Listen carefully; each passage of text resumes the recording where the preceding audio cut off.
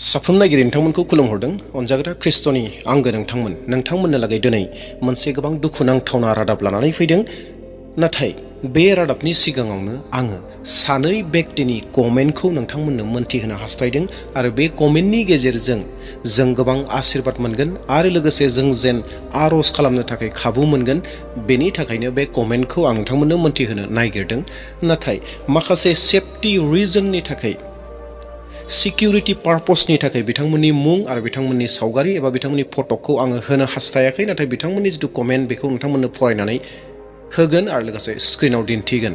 दा बेयावहाय नोंथांमोना नायलांबाय थागोन आरो जोबनायनि जिथु रादाब, बे रादाबा गोबां गोनांथि रादाब, गोबां दुखुनांथावना, जेराव नैबे थांनाय सानदेयाव खुलुमनाय सिबिनाय जादोंमोन। बे खुलुमनाय सिबिनायावनो उसुबिदा खालामहैदों माखासे हिन्दु संगठननि VHP, बजरां दल, RSS बिथांमोना गोबां गन्दगल खालामहैदों आरो गोबां गन्दगल सृष्टि जादों।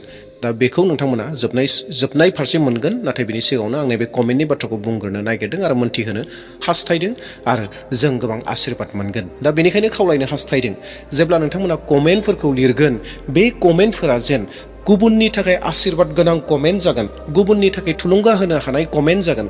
बेबायदि गोदै आशीर्बाद गोनां कमेन्टफोरखौ हानायमानि नोंथांमोना लिरगोन, फोरमायगोन। आंनि थाखाय नङा, अनजाग्रा प्रियफोर, आंनि थाखाय नङा, बे कमेन्टखौ आंनि थाखाय होनो नाङा। नाथाय दिनै गोबां भिडिअनिख्रुइ कमेन्ट नायग्रा गोबां सुबुंफोर दङ। जायफ्रा कमेन्टफोरखौ नायो बिथांमोना जेन नोंथांनि कमेन्टखौ नुनानै गोसो सोलायो, नोंथांनि कमेन्टखौ मोननानै आशीर्बाद मोनो, बेबायदि कमेन्टफोरखौ नोंथांमोना लिरगोन। अनजाग्रा ख्रिस्ट'नियाव आंगोफोर, सेथि कमेन्ट लिरदों जाहैबाय, ब्रादार, आंखौबो ख्रिस्टियान जाबाय होनना नसुंसेयारि मानसिया न'आव हाबहोआखै, न'खरनिनो जायो, खालाय जायो, न' लिरनाङो, दै सान्थि सारनाङो, बिदि होनदों। आं बिराद दुखु मोनदों, गामियाव सावरायखुमादों। ब्रादार, जोंनि थाखाय आर'ज खालामनानै एबा खालामना हो आफा इसोरनियाव, आमेन। बिथां व्यक्ति, जाय व्यक्तिया बुंगिरि आंखौ ब्रादार होननानै बुंहरदों, बिथांखौ साबायखर बावहरदों गावनि जिउनि टेस्टिमनि फंनैसो लाइन मोनब्रै मोनबानि गेजेरावनो फोरमायनायनि थाखाय, जेराव बिथाङाबो गोबां दावनाखौ मोनदों।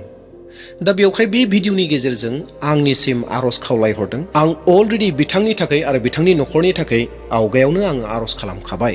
दा साफ्रोम नायगिरि नोंथांमोननिसिम खावलायनो हास्थायदों, बिथांनि थाखाय आर'ज खालामदो, जेराव बिथाङाबो गोबां दारना मोनदों। जोङो मोनथिया, जों लोगो मोनज्लायलायाखै, नाथाय बिथांनि गेजेरजों, बिथांनि कमेन्टनि गेजेरजों जोङो मिथिदों बिथाङा जिसु ख्रिस्ट'खौ नाजावनाया गोबाव जायाखै, बावैसो बोसोरसे, बोसोरनै, बोसोरथाम, बोसोरब्रै जानो हागौ। आरो बिथाङा गोबां सिरि सिरि जिसु ख्रिस्ट'खौ नाजावनो गोनां जादों, न'खरैनो सिरि सिरि थानो गोनां जादों।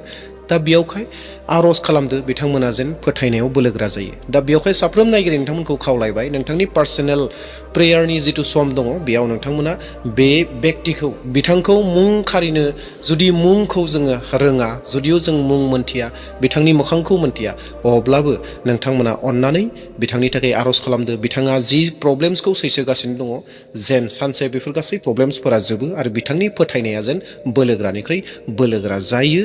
बै कमेन्ट होगिरि बिथांनि थाखाय आर'ज खालामदो। दानाब्ला फैदो नैथि कमेन्ट होगिरि, बिथांनि बाथ्राखौ जों खोनासंनि आरो बिथाङा मा मा प्रब्लेम्सआव दङ बिथांनि बाथ्राखौबो जोङो नायदोनि। बेनो जाहैबाय, जोंथ' 4 इयार्स जागासिनो दं दासिम, गिलु बालु, अन्थाइ खुबैजानाय, मुजुजानाय, बायदिसिना बखिजानाय, थेवबो गोरबोआव इसोरखौ जायगा होनानै बिसोरनि बुजिरोङै आखुखौ नुनानै सानखाङो, बिसोर माब्ला बुजिनो रोंबावगोन होननानै।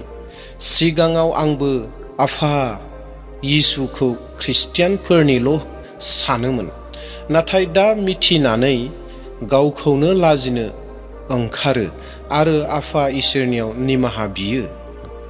गामिनि मानसिफ्रा अन्थाइ खुबैनानै बुथारनो नागिरदोंमोन, लामाफ्राव जमजादोंमोन, अब्लाबो इसोरानो होबथादोंमोन। दासिमबो FIR होनानैसो दं, अब्लाबो जों जेबो साना, फोथायनायानो नोंखौ सहायनाय गोहो होगोन।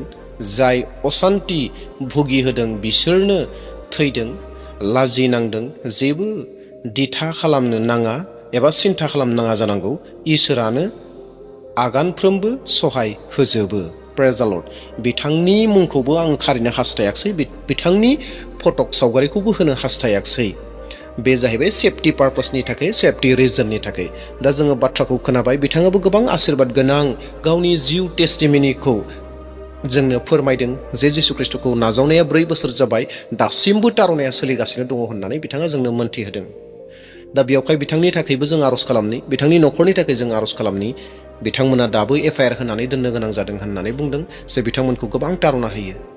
दा बेयावहाय जों बेफोर गासै बाथ्राफोरखौ जोङो खोनादों। जों गुबुन गुबुन रायजोनि जेरै हारियानानि, छत्तीसगढ़नि, उरिष्यानि, मध्य प्रदेशनि, राजस्थाननि गोबां बाथ्राफोरखौ जों रादाबफोरखौ मोनबाय थानो हायो जे बैफोरबायदियाव तारना जागासिनो दङ होनना। नाथाय जोंनि गेजेरावबो गोबां सिं सिं तारनाफोर जायो, जेरावहाय मेडियायाव सफैयाखै, जों मेडियायाव नुनो मोनाखै। नाथाय सिं सिं गोबां रोखोमनि तारना खालामनाय, अन्थाइ खुबैनाय, माबा मोनसे खालामनाय, अन्याय खालामनाय, थाखा फैसानि बेलायाव, माबा मोनसे जिब जुनारनि बेलायाव गोबां नाख्रेबनाय, बेफोरबायदिखौ जोङो नुनो मोनदों एबा मोन्थिदों। जेखि जादिया ख्रिस्ट'नि आंगोफोर, बिथांमोननि थाखाय आर'ज खालामदो आरो बेजोंनो फिन खावलायबावनो नागिरदों जेब्ला नोंथांमोना कमेन्ट होगोन, गोबां सानै हयै कमेन्ट होदो, जेन नोंथांनि कमेन्टआ गुबुननि थाखायबो गोबां आशीर्बाद गोनां कमेन्ट होदो आरो कमेन्टनि गेजेरजोंनो नोंथांमोना गाहाम रादाबखौ फोसावबावदो। जै मेसेजफोरखौ आङो होयो, जै रादाबफोरखौ लानानै फैयो, नोंथांमोना बिनि सायाव नङा, नोंथांमोना गुबुनबो बाथ्राफोरखौ गाहाम रादाब होनाय बायदियै नोंथांमोना होनो हागौ। नोंथांमोननि बे कमेन्टखौ गोबां मानसिफोरा फरायो आरो बेनि गेजेरजों गोबाङा गियान मोनगोन, गोबाङा बाथ्रा रोंगोन, गोबाङा जिसुखौ मोन्थिगोन। दा बेवहाय जेबायदि कमेन्टखौ होयोब्ला गनायजाथावना, गुबुननि थाखाय आशीर्बाद गोनां जागोन। मानोना बे कमेन्ट नङा, बे जाहैबाय नोंथांनि गोसोनि बाथ्रा, नोंथांनि बाथ्रा, आरो बे नोंथांनि बाथ्राया इसोरनि बाथ्रा जाथों। दे अब्ला अनजाग्रा प्रियफोर, नोंथांमोननो लागै जि रादाबखौ दिन्थिनो होननानै आङो आवगायावनो बुंदोंमोन, नोंथांमोना बे रादाबखौ नायदो आरो बबेयाव जादों, बहा जादों, बेफोर डिटेल्सनो भिडिअ क्लिपाव बुंखानाय दङ। दा बेवहाय भिडिअ क्लिपखौ नोंथांमोना मोजाङै नायदो जे बेयाव मा जादोंमोन। आं दुनायफिन बुंफिननो नागिरासै, मानोना समा गोबां खम दिनै आंनि आखायाव भिडिअ बनायनो थाखाय। दा गोबां गोख्रैसो बानायनानै नोंथांमोन लाना फैनाय जादों। दा बेवहाय भिडिअखौ गोसो होनानै जोबजासिम नाय आरो नोंथांमोना मा बुजिखो, मा सानखो, आरो लोगोसे आंनि बुंनायफोराव मा बुजिखो बेफोरखौ कमेन्टआव मोन्थिहोदो। Thank U.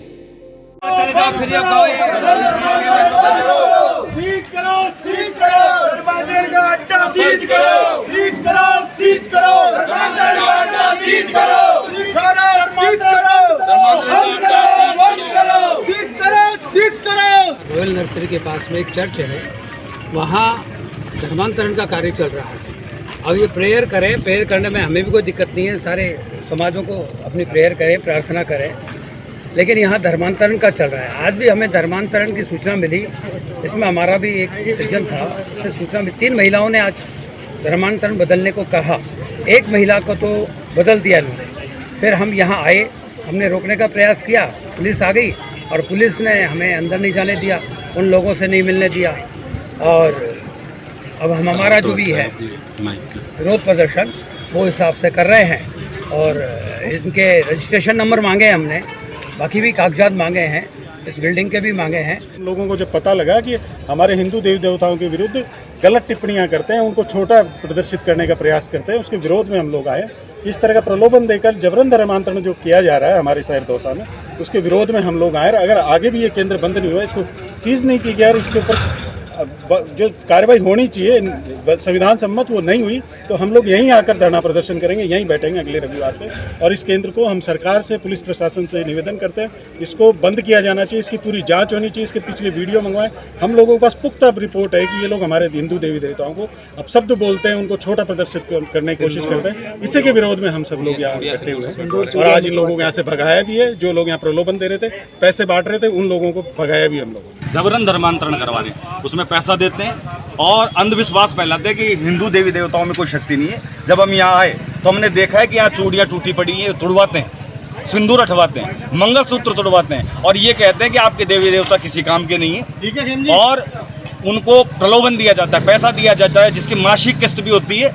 और उसके साथ साथ जो यहाँ आते हैं, जो लेकर आते हैं, इनके कमीशन उनको दिया जाता है। कमीशन के बेस पे वो लोगों को यहाँ बरगला कर लेकर आता है और उनका धर्मांतरण किया जाता है। हम सब लोग आए हैं, केवल प्रशासन से हमारी यही मांग है कि वो इस केंद्र को बंद करवाएं और जो धर्मांतरण ये अनलीगल तरीके से कर रहे हैं, जो प्रलोभन दे के कर रहे हैं, वो गलत है, उसको रुकवाना चाहिए। सरकार के द्वारा ये जो जबरन धर्मांतरण कराया जाता है, इसको कानूनी अपराध की तरह श्रेणी में लिया गया है। तो ये हमारे दौसा नगर में एक कानून के आंखों के नीचे कानूनी अपराध चल रहा है और प्रशासन आंख मूंद कर यहाँ बैठा हुआ है। मैं आग्रह करूँगा दौसा प्रशासन से कि इस न्याय विसंगत कार्यवाही को तुरंत प्रकार से रोका जाए। हिंदू समाज में इसका आक्रोश है, अन्यथा अगर प्रशासन ने खुद काम नहीं किया तो हिंदू समाज को काम करना होगा। यह हमारा आग्रह प्रशासन सुन ले, नहीं हम समाज के रूप में बहुत सक्षम हैं।